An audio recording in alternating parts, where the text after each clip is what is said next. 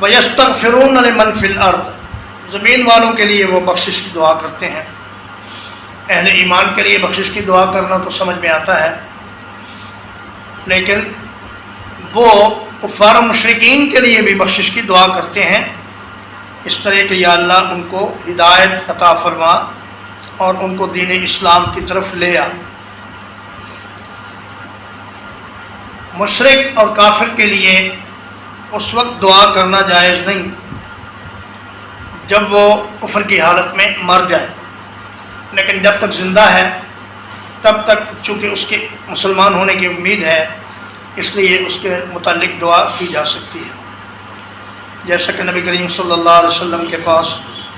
طفیل بن عامر دوسی آئے اور انہوں نے شکایت کی کہ یا رسول اللہ، قبیلہ دوس بہت آپ کی مخالفت کرتا ہے،